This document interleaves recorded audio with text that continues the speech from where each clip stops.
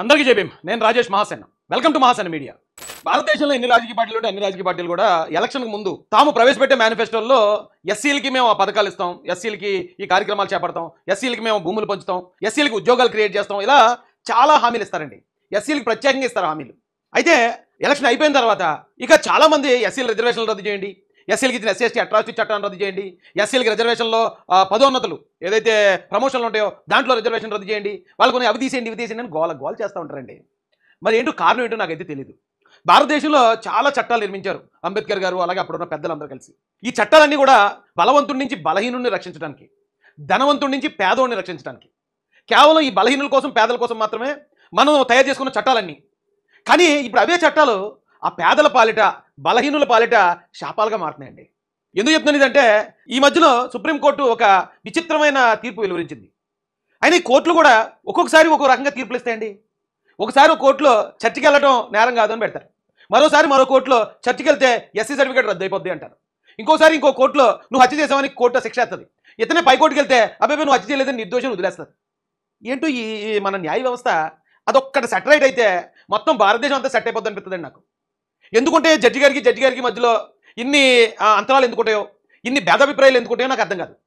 ఒకే బెంచ్లో 7 జడ్జిలు ఉన్నారంటారు, 4 ఒక మాట చెప్తే 3 ఇంకో మాట చెప్తారు. మరి జడ్జిలందరూ కూడా ఇండియన్ పెనల్ కోడ్ ప్రకారమే కదా తీర్పిస్తారు. అందరికీ ఒకటే బుక్ అయినప్పుడు, అన్ని కోర్టులకి ఒకటే బుక్ అయినప్పుడు ఒక కోర్టులో తప్పైంది మరో కోర్టులో ఒప్పు అవుతుంది, ఇంకో కోర్టులో ఒప్పైంది మరో కోర్టులో తప్పు అవుతుంది. ఏంటి ఈ వ్యవస్థ ఏంటో నాకు ఒకసారి అర్థం కాదండి. అయితే ఇప్పుడు నేను చెప్పాలనుకున్నది ఏంటంటే, గౌరవ సుప్రీంకోర్టు వరకు చెప్తున్నాను ఎస్సీ ఎస్టీ చట్టాన్ని రద్దు చేసేయండి అని. రద్దు చేసేయండి.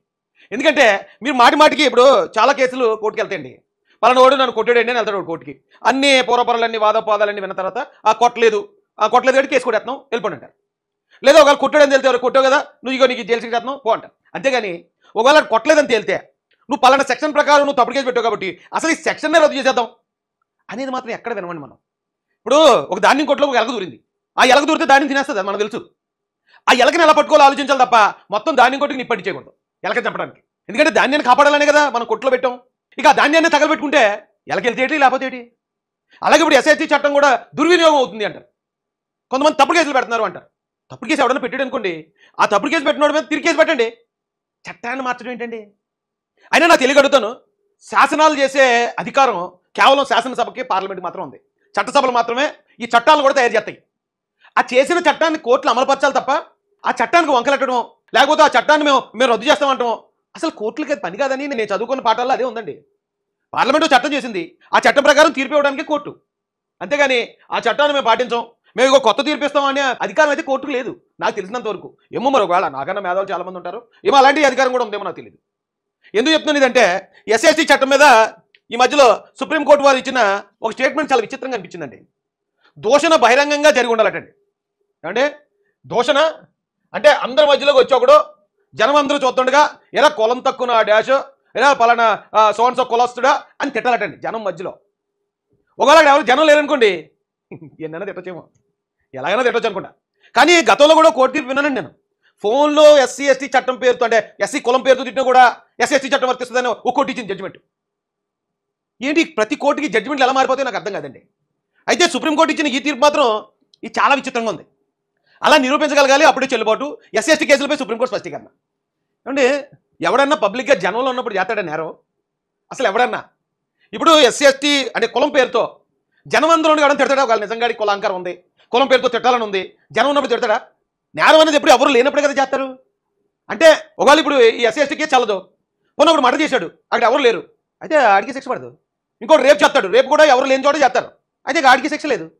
మరొకడు దొంగతనం చేస్తాడు, అప్పుడు కూడా ఎవరు ఉండడు అక్కడ, ఇంకైతే ఆడి మీద కేసు పెట్టడానికి లేదు. అంతేనా? మరి అలాగే అర్థమైంది నాకు ఇదైతే.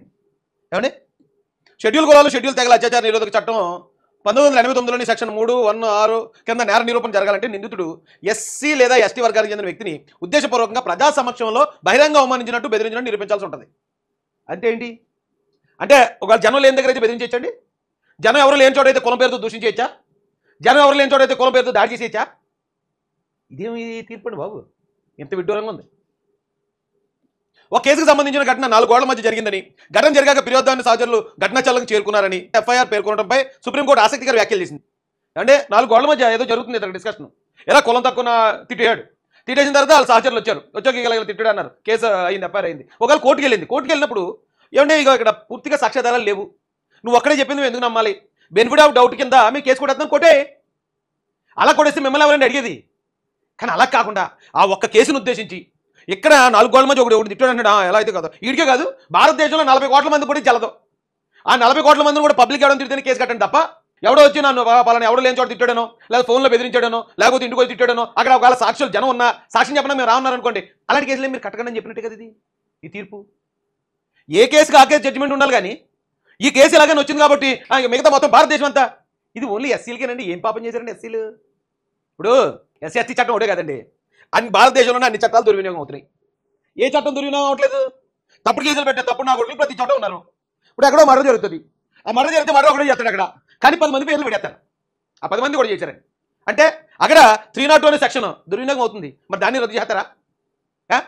307 ఉంది అటెంప్ట్ మర్డర్. అది నిజంగా కొట్టడు, పోను ఒకవేళ కొట్టాడు అనుకుందాం ఓ బలవంతుడిని, అని కొట్టపోయినా సరే నన్ను కొట్టాడు, నన్ను చంపేపోడు, కత్తడికి వచ్చాడని చెప్పి ఆ బలవంతుడు ధనవంతుడు కేసు పెడతాడు, ఈయన తీసుకెళ్ళి బొక్కలేసేస్తారు పేదోడిని. మరి అది దుర్వినియోగం అయినట్టే. అందుకే నా చట్టం రద్దు చేస్తారా? ఎవరో ధనవంతుడు కూతుర్ని ఎవడో పేదోడు ప్రేమిస్తాడు. ఇక్కడ కులాలు చెప్పట్లేదు నేను, ఎందుకంటే ఎస్సీల్లో ఉన్న ధనవంతులు కూడా ఇలాంటి పరిస్థితులకు వెళ్ళిన వాళ్ళు ఉన్నారు, అహంకారానికి వెళ్ళిన వాళ్ళు ఉన్నారు. అలాగే ఓసీలోను బీసీలో ఉన్న పేదలు కూడా ఇలా అంచువేతకు గురయ్యే వాళ్ళు ఉన్నారు. ఎవడో ధనవంతుడు కూతురు ప్రేమిస్తే అమ్మ నా కొడుకు నీ పని లాగా చెప్తానని చెప్పి ఆడి మీద ఇక మా కూతుర్ని రేపు చేయబోయాడు అని తప్పుడు కేసు అని బొక్కలేసేస్తారు. అంటే ఈ చట్టాలన్నీ కూడా ధనవంతులకు ఉపయోగపడుతున్నాయి. ఇప్పుడు పేదవాళ్ళని కాపాడాల్సినవి ధనవంతుల చేతులు ఆయుధాలకు ఉపయోగపడి పేదవాళ్ళు బొక్కలేం చేస్తున్నాయి. ఏ సెక్షన్ దుర్వినియోగానికి గురవలేదు చెప్పండి. ఇక్కడ ఎవడో మా మంది పని చేస్తూ ఉంటాడు ఓ ధనవంతుడి దగ్గర, ఆడి మాట వినలేదు సరిగాని ఎదిరించి నేను ఇదే పని చేయనని పోయాడు, ఆడి మీద అన్నీ దొంగతనం కేసు పెడతాడు ఈ ధనవంతుడు, అని తీసుకెళ్ళి బొక్కలేసేస్తాడు. ఆ నిజంగా దొంగతనం చేయడు, కానీ మా ఇంట్లో ఇంకా విలువైన వస్తువులు పట్టుబడి పెడతాడు కేసు. మీకు ఒక విచిత్రమైన ఘటన కూడా చెప్తానండి. ఎస్ఎస్టీ చట్టానికి ఉన్న బలం ఏంటో చెప్తాను. నేను ఒకసారి గతంలో ఈ మహాసేన ఇదంతా లేనప్పుడు నేను గతంలో ప్రైవేట్ ఉద్యోగం చేసుకునేవాడిని. అప్పుడు నాకు మా ఊర్లో ఉన్న తమ్ముళ్ళు పరిచయం, నా దగ్గర ఎప్పుడు ఒక 50 మంది 60 మంది అలా నాకు సర్కిల్ ఉండేది. అయితే ఆ ఉద్యోగంలో భాగంగా నేను ఏలేశ్వరంలో గ్రామం వెళ్ళాను. ఆ గ్రామం వెళ్ళి ఆ పైన క్లయింట్ ఉన్నాడు, ఆయనతో మాట్లాడి రావాలి. పెద్ద ఇల్లు, పెద్ద గేట్ ఉంది. ఆ పైన అద్దుకుంటున్నాడు మా క్లయింట్. ఆ గేట్ తీసాం, లోపలికి వెళ్ళాం, పైన ఆయనతో మాట్లాడి మళ్ళీ కిందకి మేము ఎదురు వెళ్ళాం. మాట్లాడుకుంటూ వచ్చేసి ఆ గేట్ తీసుకుని వచ్చి బండి స్టార్ట్ చేస్తున్నాను. అక్కడ ఎవరు కూర్చున్నారు, మోతుబర్లు 3-4. ఆ కూర్చుని ఎరా తీసిన గేట్ వెళ్ళిపోతున్నారా అన్నాడు. అంట్లోకి మేము మాట్లాడబడి వస్తాం, నిజం మర్చిపోయాను నేను కూడా. అయితే సరే అని చూసుకోలేదండి అన్నాడు. మా వాడు వెనకాల దిగుతున్నాడు. ఏంటి అంత రాజకీయాలు ఏం పీకి పొడి చేస్తున్నారా మీరు అన్నాడు. ఇదేంటి రా ఇంత చిన్నదానికి ఇంత ఫ్రెష్ అయిపోతుంది, కానీ బీపీ ఉందా? ఇప్పుడు నేను అప్పుడంటే ఈ ఉద్యమాలు ఇది లేదు, కానీ మరి ఇన్బిల్ట్ లోపల ఉన్న ఫైర్ అప్పుడు కూడా ఉంటుంది కదా. ఎకరా బండి అన్నాను. నీ గేట్ తీసిన అన్నీ వేసుకోవాలనుకున్నప్పుడు అక్కడ వాచ్మెన్ పెట్టుకో, నువ్వు తీసిన అన్నీ వేస్తుంటాడు అన్నాం. ఇలా మరి మడుతుంది కదా నాకు కూడా. దేంటి మేము సారీ చెప్పాం, దిగుతున్నాం, అయినా కానీ అంటే మూతుబరి వేసాను. అతని పేరు గోపి, వైఎస్ఆర్సీపీ నాయకుడు తర్వాత కాలంలో. కానీ నేను ఎప్పుడో జరిగింది, చాలా కాలం జరిగి. అయితే డిస్కషన్ జరిగింది.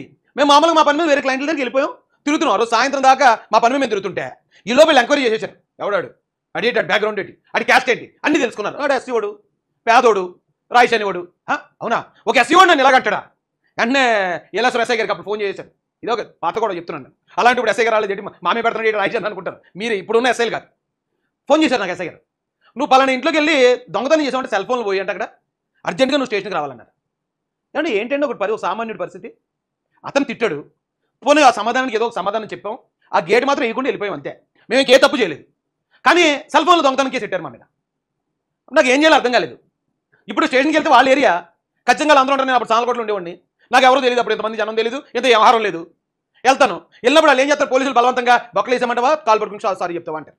ఏం చేయాలి నేను జైలుకి వెళ్ళాలా, లేకపోతే నా భార్య పిల్లలు కూడా నా ఉద్యోగం కూడా ఇవి చూసుకోవాలా? ఖచ్చితంగా నేను అక్కడికి వెళ్ళి ఆ కాల్ పట్టుకుని క్షమాపణ చెప్పాలి. అప్పుడు నేనేం చేశానంటే, నాకు గన్ను ఉండేవాడు అప్పుడు. అన్న ఏటన్నా ఎలా ఉంది పరిస్థితి అంటే, తమ్ముడు నువ్వు కూడా ఇక్కడ పెద్దాపురంలో కేసు పెట్టు, చూద్దాం ఆ కేసుకి ఈ కేసుకి అన్నాడు లాయర్ అతను. సరే నేను వెళ్ళి కేసు రాసిచ్చాను, పలానా వాడు ఇలా అన్నాడండి, ఇలా బెదిరించాడండి అని. అప్పుడు అదంతా చూసిన ఒక ఆయన పోలీస్ ఆయన కానిస్టేబుల్, తమ్ముడు నీ మీద ఇలా జరిగింది అన్నా కాబట్టి నువ్వు ఎస్సీ కాబట్టి ఎస్సీ చట్టంలో కొత్తదా తమ్ముడు ఇది, సరే మేము మాట్లాడతాం అన్న. నేనేమి కులం పేరుతో దోషించారు అది కంప్లైంట్ నా బతుకులు ఇవ్వలేదు. నేను అలాగే ఇప్పుడు నేను చాలా మంది పార్టీల తోలతో మరో తోలతో తిడతా ఉంటారు. నేను కేసు పెడతావని ఆ చట్టంలోకి వెళ్తాయి, కానీ నేను కేసు పెట్టినది ఎందుకంటే ఇప్పుడు మా ఫైట్ తట్టుకోలేక తిడతారు మమ్మల్ని, కాబట్టి పట్టించుకోను. అయితే ఎప్పుడైతే ఇలా పెట్టారో ఇక్కడ నుంచి పోలీసులు ఆయన ఫోన్ చేశారు. ఫోన్ చేస్తే ఏమంటే మీ మీద ఇలా పెద్దాపురంలో కేసు పెట్టాడు పలానా రాయిష్ అన్న ఆయన రావాలన్నాడు. అంటే ఆడేమంటాడు, మేము వాడి మీద కేసు పెట్టామండి ఇక్కడ సెల్ ఫోన్లో అట్టిపోయాడు అని చెప్పి ఏలేశ్వరం రావాలన్నాడు. అయితే పని చేయండి, ఇప్పుడు అతను పెట్టిన కేసు ఎస్ఎస్టీ చట్టంలోకి వస్తుంది, మీకు మాకు కూడా డిఎస్పీ పెద్దాపురం ఉన్నాడు, మీరు రండి పెద్దాపురం అన్నాడు. అంతే టక్మన్ ఫోన్ కట్ చేశాడు. ఫోన్ కట్ చేసిన తర్వాత నాకు ఇచ్చేవాళ్ళు సపోర్ట్, అన్న పిల్లన రప్పించన్న నష్టపరిహారం అడుగుతుంది. ఎందుకు నష్టపరిహారం, మన మీద తప్పుడు కేసు పెట్టాడు, ఆ కేసు ఇంకా మాట్లాడలేదు, మనకెందుకని చెప్పి వదిలేశాను. ఆ చట్టం అంత బలమైందండి. ఆ రోజు వెనక ముందు ఏమీ లేని నన్ను కూడా కాపాడింది, నాకే తెలీదు. అలాంటి చట్టాన్ని, బలహీనుల కోసం ఉపయోగించాల్సిన చట్టాన్ని సుప్రీంకోర్టు సింపుల్గా దానికి అబ్బాయి దుర్వినియోగం చేస్తున్నారు, రద్దు చేయండి, లేకపోతే దాన్ని ఎంక్వైరీ చేస్తే తప్ప దాని మీద ఆవిడ కేసులు కట్టకండి, దాన్ని అరెస్ట్ చేయకండి అంటారు ఏంటండి. అయితే పోనీ ఒకవేళ నిజంగానే భారతదేశంలో దళితులందరూ సూపర్ డూపర్ డెవలప్ అయిపోయారండి, ఇంకెందుకంటే వాళ్ళకి ఎస్సీ ఎస్టీ చట్టం, వాళ్ళ మీద ఏమీ అణచివేతలేదు, వాళ్ళ మీద ఏమి వివక్ష లేదంటారా? చట్టాన్ని రద్దు చేసేయండి, రద్దు చేసేయండి చట్టాన్ని. ఏమన్నా తెలియక అడుగుతాను, భారతదేశ చరిత్రలో చూడండి, ఈ చట్టం రాజీవ్ గాంధీ గారి హయాంలో వచ్చింది. మహానుభావుడు చాలా గొప్పగా పెట్టాడు చట్టం. అయితే ఎవడన్నా సరే ఎస్సీల వైపు, ఎస్సీల ఆడవాళ్ళ వైపు చూసి కళ్ళతో సైకిల్ చేసినా సరే ఎస్సీ ఎస్టీ చట్టం కింద బొక్కలు వేసేస్తానని నెట్టాడు అతను రాజీవ్ గాంధీ గారు. ఎవరైనా ఎస్సీల నివాసాల దగ్గరలో వ్యర్థ పదార్థాలు ఏమైనా ఇంట్లో దొరికిన తుక్కు కానీ, లేకపోతే గేదెల దగ్గర దోళ్ళ దగ్గర ఎత్తిన చెత్త కానీ అదంతా తెచ్చి ఎస్సీలో ఉన్న చోట పోసినా సరే అది ఎస్సీ ఎస్టీ చట్టం కింద మీ అందరినీ బొక్కలు వేసేస్తానని పెట్టాడు. పలానా వ్యక్తి ఎస్సీ అని తెలిస్తే ఆయన్ని తిట్టినా కొట్టినా కూడా ఎస్సీ ఎస్టీ చట్టమే, జైలుకు పోతారు మీరు. అంత కట్టుదిట్టమైన చర్యలు ఏర్పాట్లు చేశారండి మాకు. చేస్తే ఒకవేళ ఎవడో ఒకడారా తప్పుడు కేసులు పెడితే పెట్టచ్చు. అంటే ఎవరు పెట్టలేదండి తప్పుడు కేసులు ఇప్పటిదాకా. మనం వైఎస్ జగన్మోహన్ రెడ్డి గారి హయాంలో చూసాం. అందులో వాళ్ళ 5 సంవత్సరాల్లో ఏ చట్టం దుర్వినియోగం అవ్వలేదు. ఐపీసీ బుక్ ఎలా తిత్తే ఆ బుక్లో ఉన్న చట్టాలన్నీ దుర్వినియోగం అయ్యాయి. చాలా చోట్ల రాజకీయ నాయకులే ఎస్సీ చట్టాన్ని దుర్వినియోగం చేస్తున్నారు. అవతల నాయకుడిని కట్టడి చేయాలంటే, అవతల ఎమ్మెల్యేనో లేకపోతే అవతల ఎంపీనో కట్టడి చేయాలంటే వీళ్ళ దగ్గర ఉన్న ఎస్సీ కార్యకర్తను తీసుకెళ్ళి వాళ్ళ మీద ఎస్సీ కేసు పెట్టారు, పెట్టించిన అఫైర్ చేస్తారు పోలీసులు. ఎందుకంటే మరి ఈయన ఒక నాయకుడు కదా. ఆ చట్టాన్ని నాయకులు దుర్వినియోగం చేస్తున్నారు తప్ప నిజమైన ఎస్సీలు ఎవరు దుర్వినియోగం చేయరు. ఒకవేళ ఏమో ఒకటే అరో చేస్తే చేయొచ్చు, అవడం ఆడిని పట్టుకుని ఆడిని బొక్కలు వేయాలి, కానీ చట్టాన్ని లేపేయాలని ఆలోచన ఏంటండి? ఇదేం దౌర్భాగ్యం నాకు అర్థం కాదు. గృహహింస కేసులు పెడతా ఉంటారు. ఎందుకు మొన్న గతంలో సాఫ్ట్వేర్ ఇంజనీర్ చచ్చిపోయాడు. గృహహింస చట్టం ఎందుకు వచ్చింది? ఒక ఆడపిల్ల ఎక్కడో పుడుతుంది, పెళ్లి పేరుతో ఎక్కడో ఉన్న అత్తగారింటికి వెళ్తుంది, ఒంటరి ఆడపిల్ల. ఆ ఆడపిల్ల మీద అత్తగారు, మాంగారు, ఆడపడుచు, మరిది, భర్త వీళ్ళందరూ కలిసి దాడి చేసి చిత్రహింసలకు గురి చేసి కిరసనాలేసి దారుణంగా తగలబెడేసేవారు. అలాంటి దారుణాలు జరుగుతున్నాయని అవి అరికట్టడం కోసం వచ్చింది గృహహింస చట్టం, అలాంటి అమాయకమైన అబలాల కోసం. అయితే అలాంటి చట్టాన్ని కూడా కొంతమంది దుర్వినియోగం చేసే పొగరబోతులు ఉన్నారు ఆడవాళ్ళలోనే. ఆ చట్టం పేరుతో నీ మీద నేను కేసు పెడతాను, నీ ఎంత చూస్తాను, నువ్వు నేను చెప్పినట్టు వినకపోతే అని ఓ సాఫ్ట్వేర్ ఉద్యోగిని బెదిరించింది ఒక లేడీ. వాళ్ళ అమ్మ నాన్న కూడా దానికి సపోర్టు. అతను ఆత్మహత్య చేసుకున్నాడు. ఇక్కడ మగవాళ్ళకు కూడా రక్షణ లేదు, చట్టాల పేరుతో ఇలాగ మమ్మల్ని వేధిస్తున్నారని చెప్పి 1 కాదు 2, 3 జరిగాయి ఈ మధ్యలో. అందుకని గృహహింస చట్టాన్ని రద్దు చేస్తారా? ఎవరో 2, 3 పొగరబోతులు చేసిన పనికి ఇలాంటి అమాయకమైన ఆడపిల్లల కోసం ఏర్పాటు చేసిన చట్టాన్ని రద్దు చేస్తారా? ఏంటండి ఈ పద్ధతి ఏంటండి? నేను చాలా తక్కువ చదువుకున్నాను, అయినా నాకే ఇన్ని విషయాలు అర్థమవుతూ ఉంటాయి. మరి అక్కడ పెద్ద పెద్ద మేధావులు ఉంటారండి కోర్టులు అంటే. అసలు మీకు అర్థం కావట్లేదా? ప్రభుత్వాలు కోర్టులతో చెప్పిందిరాయా, లేకపోతే కోర్టులో ఉన్న వాళ్ళే వాళ్ళలో కూడా కులాంకాలను నిండుకుంటుందా? దీన్ని ఎలాగ అర్థం చేసుకోవాలని అర్థం అవ్వట్లేదండి. నేను ఇంకొక మాట చెప్పి క్లోజ్ చేస్తున్నాను. కోర్టులు చట్టాలు వ్యవహారాలు ఎలాగని చెప్తున్నాను. నా మీద ఉన్న 30 కేసుల్లో మన స్పెషల్ కేసు అండి అది. ఈ మధ్యలో నేను వెళ్ళిన ప్రతి వాయిదా, అంటే ఆ కోర్టుకి వాయిదాకి వెళ్ళకపోతే ఆ జడ్జి గారు చాలా సీరియస్ అయిపోతారు, చాలా స్ట్రిక్ట్. ఒక వాయిదాకి వెళ్ళకపోయినా రెస్టారెంట్, అలాంటి కోర్టు అది. ఫస్ట్ వాయిదా ఎప్పుడు వచ్చింది తెలుసండి? నాకు ఎమ్మెల్యే టికెట్ ముందు రోజు వచ్చింది. ముందు రోజు నేను గన్నవరం వెళ్ళాను.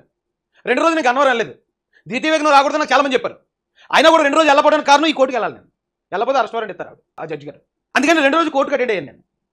తర్వాత మా తూర్పుగోదావరి జిల్లా ప్రెసిడెంట్ పండు గారు ఉన్నారు, వాళ్ళ అబ్బాయి బర్త్డే, మా కోసం మంచి మంచి వంటలు చేయించాడు. ఆ రోజు అదే కేసు వాయిదాకి వెళ్ళలేదు. మొన్న యేసురాజు వేరే వాళ్ళ పెళ్ళి, ఆ రోజు మళ్ళీ అది కరెక్ట్గా ఏదో ఇంపార్టెంట్ రోజు వస్తుందండి ఆ కేసు. ఇంతగా కేసులో సాక్షులు వచ్చారండి, మీరు రాజేష్ మాసం లేడండి ఇందులో అన్నారు. అంటే ఏంటి, సిబిసిఎన్సీ ప్రాపర్టీ కబ్జా చేస్తా ఉంటే మేము వెళ్ళి ఫైట్ చేసి ఆపితే కబ్జా చేసిన నేనే పెట్టాను కేసు అది, అతన్ని నేనే బెదిరించానండి. సాక్షులు ఎవరు వచ్చారు, జడ్జి గారికి చెప్పారు, రాయిట్ లేడండి, రాయిష్ దానికి వ్యతిరేకంగా పోరాడి నిలబడిన వ్యక్తి అండి, ఆయన కాదండి అని చెప్పారు. ఓకే, నోట్ చేసుకున్నాను. తర్వాత కేసు పెట్టిన ఆయన పిలిచారు. ఆయన వచ్చి అసలు నేను రాయిష్ గారి పేరే ఇవ్వలేదండి, ఆయన మీద కేసు పెట్టలేదు నేను, ఆయన లేడండి అని ఎవరైతే కేసు పెట్టాడో ఆయన కూడా చెప్పాడు. సాక్షులు చెప్పారు. ఆ కేసు పెట్టిన ఆయన చెప్పిన తర్వాత 6 నెలలు తిరిగా నేను మళ్ళీ ఆ వాయిదాలు నమ్ముతారు మీరు? 6 నెలలు అందరూ ఆ కేసు, ఇప్పుడు సాక్షులు చెప్పారు, ఓకే, సాక్షులే దొంగ సాక్షులు చెప్పారు అనుకోండి. ఆ కేసు పెట్టిన ఆయన ఏమంటే సాక్షులు కూడా మారిపోయారండి, రాయిష్ కొనేసాడండి, కానీ జరిగిందండి అన్నీ ఏమైనా అతను చెప్పినా ఎంతో కొంత అర్థం చేసుకోవచ్చండి. కేసు పెట్టిన అతనే వచ్చి నేను రాజేష్ గారి పేరు ఇవ్వలేదు, ఆ రోజు రాజేష్ మా తరపున పోరాడాడు, తర్వాత కాలంలో ఏదో గవర్నమెంట్కి అతను వ్యతిరేకంగా ఉండడం వల్ల పెట్టారు తప్ప అతనికి సంబంధం లేదండి అన్న తర్వాత 6 నెలలు కోర్టు తిప్పారంటే ఏంటండి? మన చట్టాలు ఎలా పనిచేస్తాయి? ఏదో ఒక కోర్టును అంటలే నేను, మన వ్యవస్థ ఎలా ఉంది? ఒక ధనవంతుడు వచ్చి ఒక పేదలు నిరికించాలి, రాజకీయ నిరికించాలి, రాజేష్ ఉండడం పెట్టండి అనగానే టప్పన లోపల తోసేసే మన చట్టాలు. రాజేష్ లేడు అని చెప్పినట్టే టప్పన కేసు ఎందుకు తీవు, ఎందుకు విత్డ్రా చేయరు? 6 నెలలు అది జరిగిన తర్వాత 6 నెలలు నేను రోజు ఉదయం వెళ్తే సాయంత్రం అయిపోతా కోర్టు. మరి ఏంటో నాకు విచిత్రం తెలియదు. సాయంత్రం కూర్చుని అలా కూర్చుని చెయ్యని నేరానికి. నేను జైల్లో 2 రోజులప్పుడు జైల్లో చూసినాను చాలా మందిని, అందరూ కట్టిక పేదలు. ఆడి మీద ఏదో ఒక ఆరోపణ జరుగుతుంది, దాన్ని వాళ్ళు ఎలా సవాల్ చేయాలి, లాయర్కి ఫీజు ఇచ్చుకునే డబ్బులు ఉండవు, దాన్ని కోర్టుకి వెళ్ళగలలో తెలియదు, నిజానికి నేరం చేసిన బయట కూడా ఉంటాడు. అలా ఏమీ లేని వాళ్ళు, ఏమీ తెలియని వాళ్ళు జైల్లో మగ్గుతున్నారు ఈరోజు. చాలా గొప్ప చెప్పుకుంటాం భారతదేశం మన అలాంటిది కర్మభూమి, ఆ భూమి ఈ భూమి చాలా గొప్ప చెప్పుకుంటాం బయటికి. కానీ రియాలిటీలో అలా లేదు బయట. పేదల పట్ల, ఈ చిన్న తక్కువ కులస్తుల పట్ల అలా లేదండి. దీన్ని మార్చినంతకాలం దేవుడు కూడా మన దేశం వైపు మంచి ఉద్దేశంతో చూడండి. ఇది దళితులుగా మేము ఎంత గించుకున్నా అవదు ఇది. ఎవరైతే పై స్థాయిలో ఉన్నారో, ఎవరైతే పై కులాలు అనబడుతున్నారో వాళ్ళు ఒక అడుగు కిందకి దిగి కరెక్టే కదా ఇది. రాజేష్ బాధలో అర్థం ఉంది కదా అని అర్థం చేసుకుంటేనే అవుతుంది కానండి ఇది. లేకపోతే మాలాంటి వాళ్ళు ఎంతోమంది వస్తారు, పోరాడతారు, ఆ పోరాటంలో పశువులు బాస్తారు, మళ్ళీ జరుగుతూ ఉంటే మళ్ళీ ఇంకోటి వస్తాడు. 70 సంవత్సరాలే అదే జరిగింది అంబేద్కర్ గారి దగ్గర నుంచి, అదే జరుపుకుంటూ వస్తుంది. మరి దీనికి ఫుల్ స్టాప్ ఎప్పుడు పడుతుందో తెలియదు. కాపాడాల్సిన చట్టాలు, కాపాడాల్సిన కోర్టులే ఆ చట్టాలని ఏమంటే మళ్ళీ ఏం బాధ. సరే అండి, ఉంటాను. జై భీమ్, జై భారత్, జై జై మహాసేన.